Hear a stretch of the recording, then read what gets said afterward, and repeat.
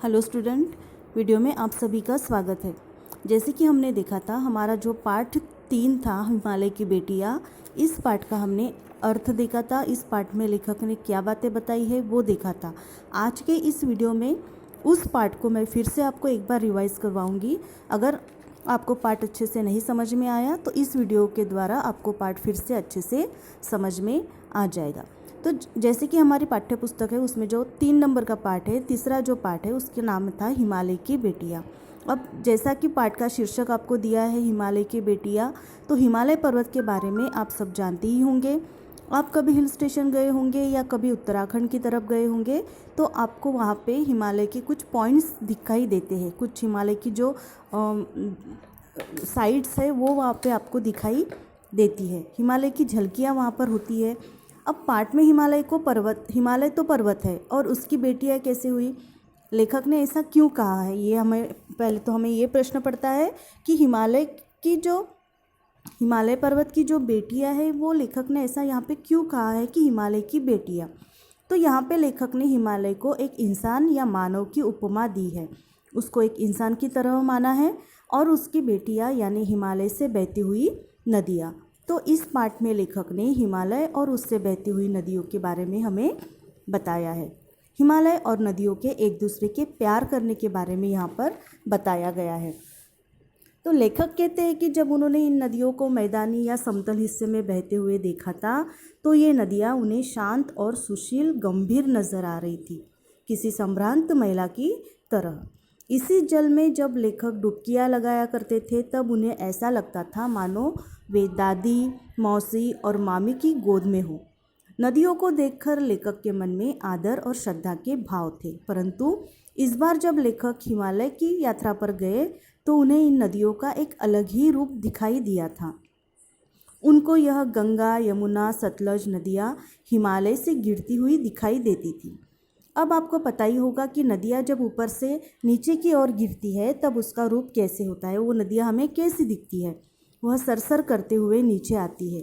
लेखक यहाँ पर यही कहते हैं कि इतनी तेज़ आवाज़ करने वाली नदियाँ जब मैदान में आती है तब वह एकदम से इतनी शांत कैसे हो जाती है। जब पहाड़ियों से नदियाँ नीचे गिरती है तो वो आवाज़ करती हुई नीचे गिरती है, लेकिन जैसे ही वो समतल मैदान में आती है तो वहाँ पे उसका जो रूप है वो शांत हो जाता है।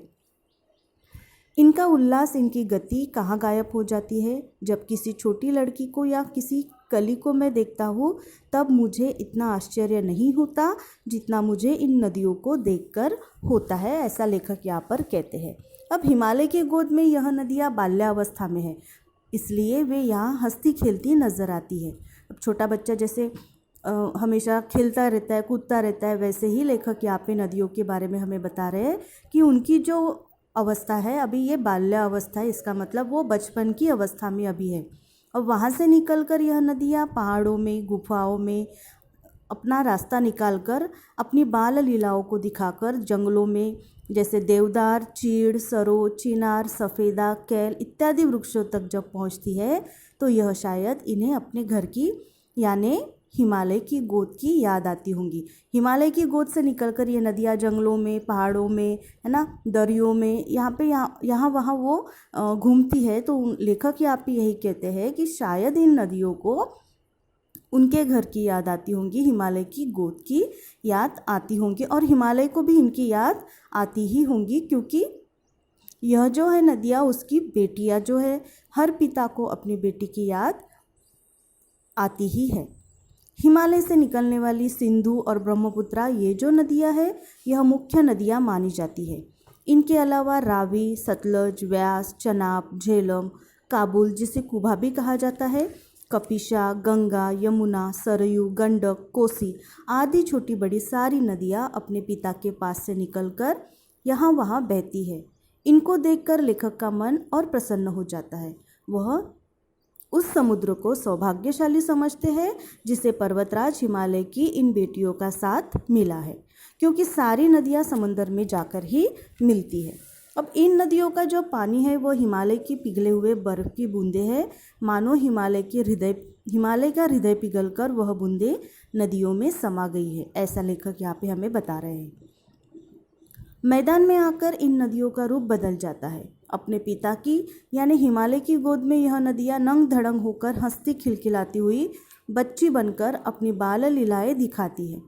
पहाड़ी लोगों के लिए भले ही यह आश्चर्य की बात न हो, परंतु लेखक कहते हैं कि मुझे यह रूप इतना लुभावना लगता है कि हिमालय ससुर और नदियाँ समुंदर में जाकर मिलती है, इसलिए समुंदर को दामाद कहने में मुझे कोई झिझक नहीं होती। अब यहाँ पे एक रिश्ता उन्होंने जोड़ा है लेखक ने, जैसे पहाड़ को जो हिमालय है उसको ससुर कहा गया है और जो समुंदर है उसको दामाद कहा गया है, क्योंकि इसकी जो बेटियां है, इसकी जो नदियां है कहाँ जाकर मिलती है, समुंदर में। तो ये रिश्ता उन्होंने यहाँ पे बनाया है।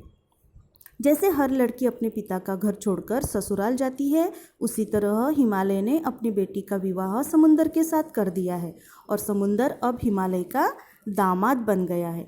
लेखक कहते हैं कि इस पाठ में मैंने ही नदियों का मानवीकरण नहीं किया है, बल्कि इससे पहले भी पुराने जो महान कवि हुए हैं उन्होंने प्रकृति के चिन्हों पर प्रकृति के चिन्ह क्या है, तो प्रकृति के चिन्ह है पहाड़, नदियाँ, बादल, झरने, जितने भी प्राकृतिक वस्तुएं हैं, इस सब प्राकृतिक चिन्हों का उन्होंने मानवीकरण किया है। अब यहाँ पर लेखक ने महान कवि कालिदास का उदाहरण हमें दिया है कि कवि कालिदास ने अपने महान काव्य मेघदूत, कवि कालिदास का जो महान काव्य है, महान जो उन्होंने बुक लिखी है उसका नाम था मेघदूत। अब मेघदूत में नदियों का मानवीकरण किया है। किन्होंने मानवीकरण किया है? कालिदास ने अपने मेघदूत जो काव्य है उसमें नदियों का मानवीकरण किया है।